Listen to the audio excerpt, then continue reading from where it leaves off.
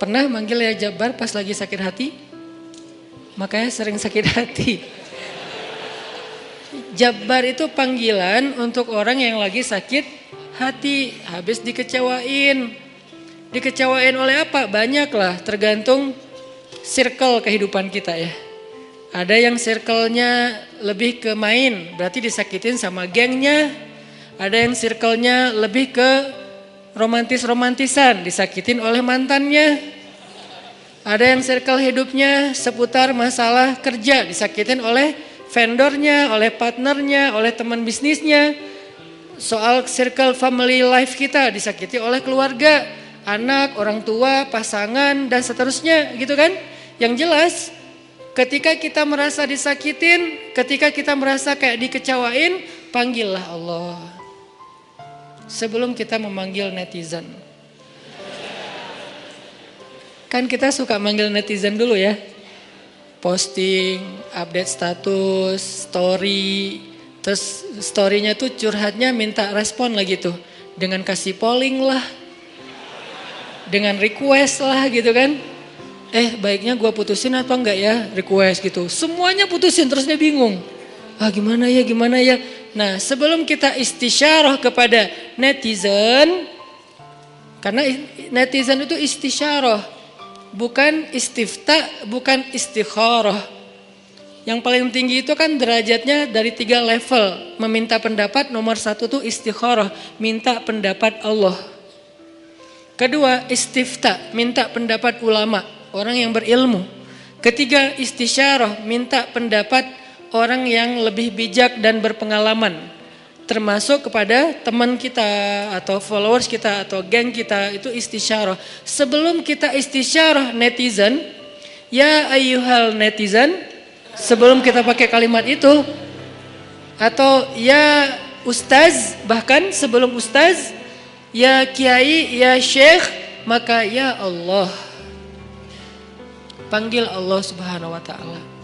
Manggilnya gimana Ustadz? Salah satunya selain kata Allah pastinya, karena itu kalimat yang paling mulia, kita juga bisa manggil tematik.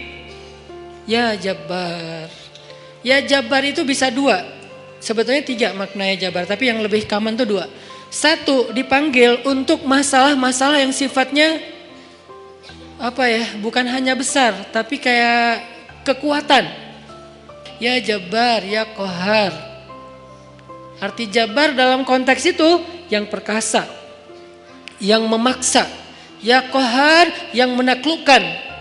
Sehingga dipakailah kalimat Jabbar, Qahar, Aziz, kan kata-kata yang nama-nama yang perkasa gitu untuk doa-doa yang sifatnya biasanya dipakainya dalam kondisi terzolimi.